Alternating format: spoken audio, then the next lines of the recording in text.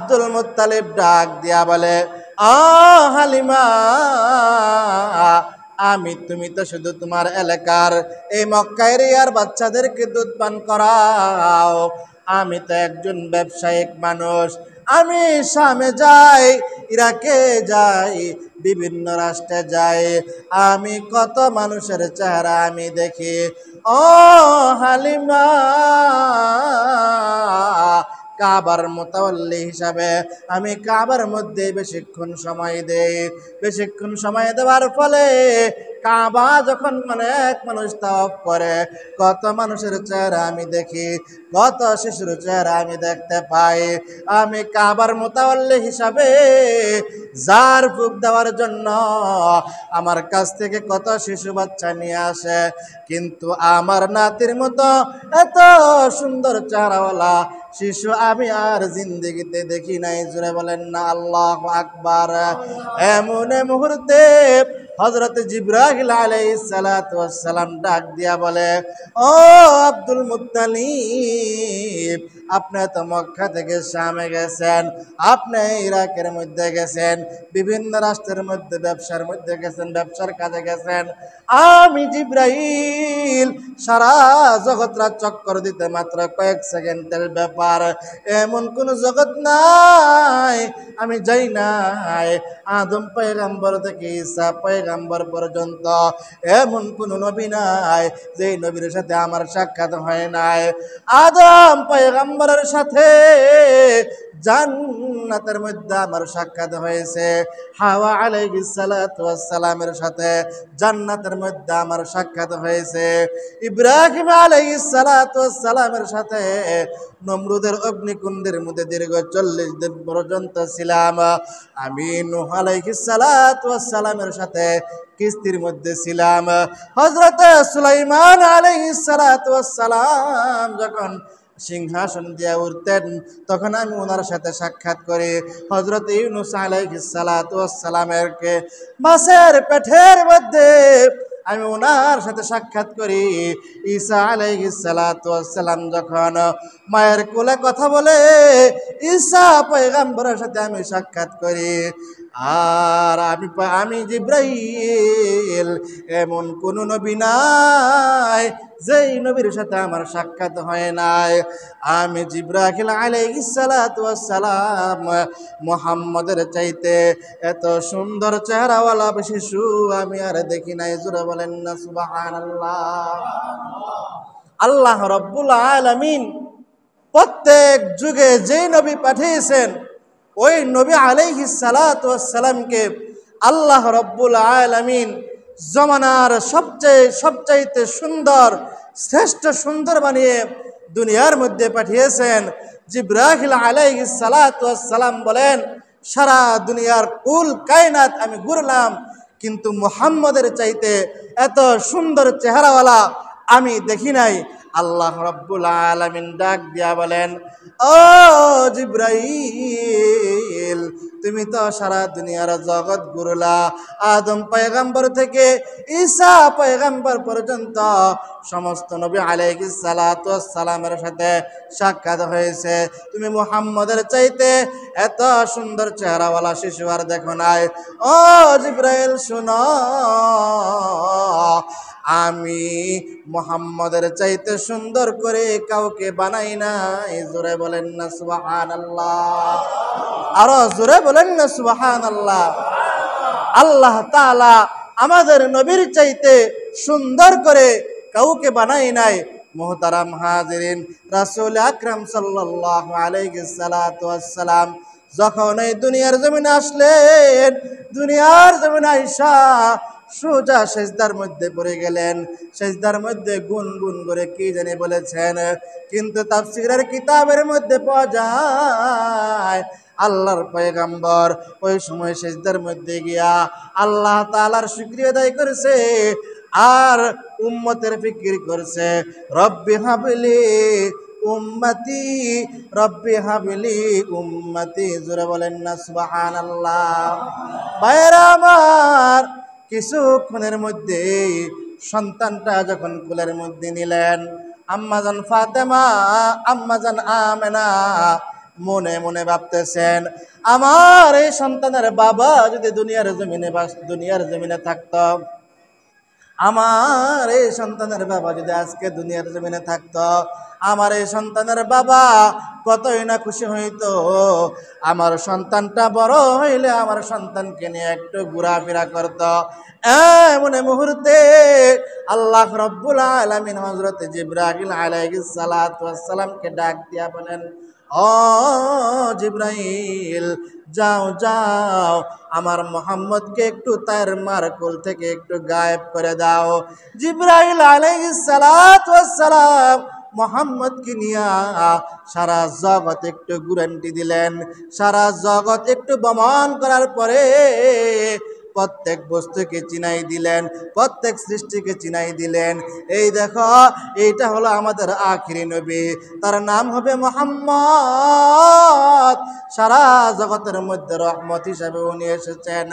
তাফসীরের কিতাবের মধ্যে পাওয়া যায়, আল্লাহ রাব্বুল আলামিন জিবরাইল আলাইহিস সালাতু ওয়াস সালামকে ডাক দিয়া বলেন, আদম পয়গম্বর থেকে ঈসা পয়গম্বর পর্যন্ত যত নবী আলাইহিস সালাতু ওয়াস সালাম দুনিয়ার জমিনে আসছেন, সমস্ত নবী আলাইহিস সালাতু ওয়াস সালামের সিফাতগুলা তার ব্রেনের মধ্যে ফিট করে দাও, তার অন্তরের মধ্যে ফিট করে দাও। শুধু তাই নয়, পশু পাখির মধ্যে যে সমস্ত ভালো সিফাতগুলা আছে, ওই সমস্ত ভালো সিফাতগুলা আমার হাবিবের মধ্যে ফিট করে দাও। জোরে বলেন না সুবহানাল্লাহ। ভাইরা আমার, রাসূলুল্লাহর চাচা আবু তালেব ডাক দিয়া বলে, মুহাম্মদ, আর একটা খেলা তো আমি নিজেই দেখলাম। ও চাচা, আপনি কি দেখলেন? বলে, তুমি যখন সুবে সাদেকের সময় ভূমিষ্ঠ হইলা, সারাদিন প্রচন্ড গরম, প্রচন্ড রোদের মধ্যে আমরা তোমাকে বাহির করি নাই। সন্ধ্যার পরে আমরা তোমাকে ঘর থেকে বাহির করিয়া ঘরের আঙ্গিনার মধ্যে রাখলাম। যেই তোমাকে ঘরের আঙ্গিনার মধ্যে রাখলাম, আকাশের দিকে তাকায় দেখি কেমন জানি চাঁদরা আইসা তোমার উপরে বাইঙ্গে বাইঙ্গে কেমন জানি পড়বে। আমরা তো অবাক হয়ে গেলাম, আহারে না জানে বাতিজা মুহাম্মদের উপরে চাঁদরা একটু এরকম জানে কাছে আইসা গেছে। কিন্তু তখনই ভয় পেয়ে গেলাম, যখন এই তোমার কাছে আসলাম, কাছে আইসা দেখি না না, চাঁদরা তো ভেঙ্গে পড়বে না, বরং তুমি যা হাত পা নাড়ানাড়ি করতেছ, তোমার সাথে চাঁদরা তোমার কাছে আইসা আল্লাহ রাব্বুল আলামিনের কুদরতে খেলাধুলা করতেছে। জোরে বলেন সুবহানাল্লাহ। ভাইরা আমার, তৎকালীন সময়ে মক্কার মধ্যে একটু রোগ বালাই বেশি ছিল। মক্কার শহরের মানুষগুলা তাদের সন্তানগুলা গ্রামের মধ্যে পাঠাইতো। অন্যান্য মহিলারা তাদেরকে দুধ পান করাইতো। বনু সাদ গোত্রের মহিলারা মক্কার শহরের মানুষদের সন্তানদেরকে দুধ পান করাইতো। সবাই বনু সাদ থেকে সবাই রওনা হইলেন। এমনে মুহূর্তে হযরত হালিমাতুস সাদিয়া রাদিয়াল্লাহু আনহা এরকম ভাবে রওনা হইলেন। উনি বান্ধবীদের সাথে একই সাথে রওনা হয়েছেন একই সাথে, কিন্তু ওনার বাহনটা একটু দুর্বল হওয়ার কারণে উনি পিছনে পইরা গেছেন। তারা একটু দুধ খাওয়ায়, বড় লোকদের সন্তানদেরকে দুধ খাওয়ায়। কয়টা টাকার জন্য? কয়েকটা অর্থের জন্য। বাইরে আমার আলোচনা বুঝতেছেন নি? রাসূল আকরাম সাল্লাল্লাহু আলাইহি সাল্লামের মিলাদ সম্পর্কে আলোচনা হইতেছে। দুর্ভিক্ষের সময় হযরত হালিমাতুস সাদিয়া রাদিয়াল্লাহু তাআলা আনহা উনিও ওনার বান্ধবীদের সাথে যখন রওনা হয়েছেন, এরকম ভাবে ওনার বাহনটা দুর্বল হওয়ার কারণে উনি পিছনে পইরা গেছেন। ওনার বান্ধবীরা আগে আগে আইসা এরকম ভাবে মক্কার যে সমস্ত ধনী ব্যক্তিদের বাচ্চা আছে তাদেরকে নিয়ে গেছেন। কিন্তু মুহাম্মদ নবী সাল্লাল্লাহু আলাইহি সাল্লামের বাবা নাই, এই বাচ্চাটা কে নিবে? সবাই বাচ্চা নেওয়ার পরে হযরত হালিমাতুস সাদিয়া ওনার স্বামীকে বলতেছেন, এত দূর থেকে আসলাম, এখন সব বাচ্চা নিয়ে গেছে, এই বাচ্চাটা আছে, তার নাকি আব্বাও নাই, তাকে নিলে আর কি হবে? আচ্ছা, যেহেতু এত দূর থেকে আসলাম, একটু খালি যাওয়া থেকে কিছু নিয়ে যাওয়াই ভালো। সুতরাং হযরতে হালিমাতুস সাদিয়া বিশ্বনবী মুহাম্মদ রাসূলুল্লাহ সাল্লাল্লাহু আলাইহি সাল্লাতু ওয়াসসালামকে কোলে নিলেন। কোলে নেওয়ার সাথে সাথে ওনার এরকম ভাবে স্তনের মধ্যে দুধের বার নেমে চলে আসছে। জোরে বলেন না সুবহানাল্লাহ। শুধু তাই নয়, যখন এই মুহাম্মদকে কোলের মধ্যে নিলেন, আম্মাজান হালিমাতুস সাদিয়া এরকম ভাবতেছেন, আমার শরীরটা কেমন জানি শীতল শীতল হয়ে গেল। এবার হযরত হালিমাতুস সাদিয়া মুহাম্মদকে কোলের মধ্যে নিয়া ওই উটনির মধ্যে উঠলেন। যে বাহনটা আসার সময় দুর্বল ছিল, যেই বাহনটা আসার সময় দুর্বল ছিল, ওই বাহনটা যাওয়ার সময় শক্তিশালী হয়ে গেছে। জোরে বলেন না আল্লাহু আকবার। দৌড়াইয়া সবার আগে চলে গেছেন। বাড়ির মধ্যে গিয়া দেখে যে খেজুর গাছের মধ্যে খেজুর নাই, তৎক্ষণাৎ এই খেজুর গাছের মধ্যে খেজুর চলে আসছে। এরকম দুর্ভিক্ষের সময় ও ছাগলগুলা দিয়ে আসছে মাঠের মধ্যে। ছাগলগুলা তাদের উলান ছিল শুকনা, কিন্তু মাঠ থেকে বড় উলান নিয়ে চলে আসছে। জোরে বলেন না আল্লাহু আকবার। যে উটনি দিয়ে উনি গেছেন, এই উটনির উলানও শুকনা ছিল, কিন্তু আল্লাহ রাব্বুল আলামিন মুহাম্মদকে আনার কারণে, মুহাম্মদকে অ্যাকসেপ্ট করার কারণে, মুহাম্মদকে গ্রহণ করার কারণে ওই উটনির উলানও ভরপুর হয়ে গেছে। জোরে বলেন না সুবহানাল্লাহ। হযরত হালিমাতুস সাদিয়া রাদিয়াল্লাহু তাআলা আনহার আর বুঝতে বাকি নাই, এটা কোনো সাধারণ বাচ্চা না, এটা আল্লাহ রাব্বুল আলামিনের প্রদত্ত, আল্লাহ রাব্বুল আলামিনের কোনো বিশেষ পয়গম্বর বা বান্দা হবেন। জোরে বলেন না আল্লাহু আকবার।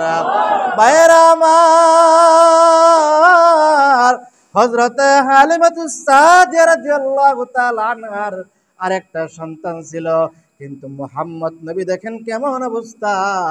নবী আলাইহিস সালাতু ওয়াস সালাম দুধ পান করার সময় কেমন ইনসাফ কায়েম করছেন, কেমন ইনসাফ প্রতিষ্ঠা করছেন। হযরত হালিমাতুস সাদিয়া রাদিয়াল্লাহু তাআলা আনহা যখন ওই নবী আলাইহিস সালাতু ওয়াস সালামকে দুধ পান করাইতেন, যখন ডান পাশের স্থান পান করাইতেন, বিশ্বনবী মুহাম্মদুর রাসূলুল্লাহ সাল্লাল্লাহু আলাইহি সাল্লাতু ওয়াস সালাম দুধ পান করা অবস্থায় পেটের মধ্যে ক্ষুধা থাকলেও ডান পানের স্তন পান করে বাম পাশের স্তনের মধ্যে যাইতেন না, কারণ ওনার দিলের হালত এমন, আল্লাহ পাক ওনাকে জানাই দিয়েছেন তোমার কিন্তু আর একটা দুধ ভাই আছে, সুতরাং ওই দুধ ভাইয়ের জন্য তুমি তোমার মায়ের বাম পাশের স্তনটা রাইখা দিও। জোরে বলেন না আল্লাহু আকবার। নবী আলাইহিস সালাতু ওয়াস সালাম মায়ের কোলে থাকা অবস্থায় ইনসাফ কায়েম করছেন, ইনসাফ প্রতিষ্ঠা করছেন। যখন ওই ডান স্তন পান করতেন, তখন আর ডান স্তন ত্যাগ করে বাম স্তনে যায় নাই। যখন ওই বাম স্তন পান করতেন, তখনও বাম স্তন পান করে ডান স্তনে যায় নাই। নবী আলাইহিস সালাতু ওয়াস সালাম কেমন নবী ছিলেন দেখেন, মায়ের কোলে দুধ পান করা অবস্থায় নবী আলাইহিস সালাতু ওয়াস সালাম কেমন ইনসাফ কায়েম করছেন। সামান্য একটু পেটের ক্ষুধা দুধের আহার মিটাইতে গিয়া ইনসাফ প্রতিষ্ঠিত করছেন। কিন্তু দেখেন প্রত্যেক জুমায় কোরআন হাদিসের আলোচনা হয়, মোবাইলের ভিতরে ঘন্টায় ঘন্টায় ওয়াজ শুনি, একদিন দুই দিন পার না হইতে অমুক ইউনিয়নে, অমুক গ্রামে, অমুক পাড়ায় জিকিরের মজমা হয়, কোরআন হাদিসের আলোচনা হয়, ওয়াজ মাহফিল হয়, ইসলাহি মাহফিল হয়, ইসলাহি নসিহত হয়, কিন্তু আমাদের বিপরে ইনসাফ কায়েম হয় না। ইনসাফ প্রতিষ্ঠিত হবে তো অনেক দূরের কথা। একজন ভাই চায় কিভাবে তার আপন ভাইকে ডুবানো যায়, বন্ধু চায় বন্ধুকে কিভাবে যেন ডুবানো যায়। আব্বা আম্মা সন্তানদের হক আদায় করে না, সন্তানেরা আব্বা আম্মার হক আদায় করে না, ভাই ভাইয়ের হক আদায় করে না। একজন ব্যবসায়িক আরেকজন ব্যবসায়ীকে কিভাবে দোষ নামানো যায়, শেষ করা যায়, সেই চিন্তা ফিকিরে সব সময় লিপ্ত। একজনের ক্ষেতের মধ্যে ফসল ভালো হয়েছে, আরেকজন গিয়া পরামর্শ চায়, সে ভালো পরামর্শ দিতে অনেক দূরের কথা, বরং তার ক্ষেতের কি ক্ষতি হবে সেই পরামর্শ দিয়ে দেয়। এই জন্য মুহতারাম হাজিরিন, নবী আলাইহিস সালাতু ওয়াস সালামের এই ঘটনা থেকে ইবরত হাসিল করতে হবে। ইনসাফ কায়েম করা চাই, ভাই ভাইয়ের হক আদায় করা চাই, বোন বোনের হক আদায় করা চায়, আব্বা আম্মা সন্তানদের হক আদায় করা চায়, সন্তানেরা আব্বা আম্মার হক আদায় করা চায়। মুহতারাম হাজিরিন, গত সপ্তাহে বলেছিলাম রাসূল আকরাম সাল্লাল্লাহু আলাইহি সাল্লামের জীবনকে দুই ভাগে ভাগ করা হয়েছে। এক ভাগ হলো মিলাদুন নবী, আরেক ভাগ হলো সিরাতুন নবী। এই কথাও পরিষ্কার করেছিলাম, মিলাদুন নবী আলোচনা করার বিষয়, সিরাতুন নবী পালন করার বিষয়। আল্লাহ রাব্বুল আলামিন আমাদের সকলকে নবী আলাইহিস সালাতু ওয়াস সালামের সিরাতুন নবীকে পালন করার তৌফিক দান করুক। সকলে বলেন আমিন।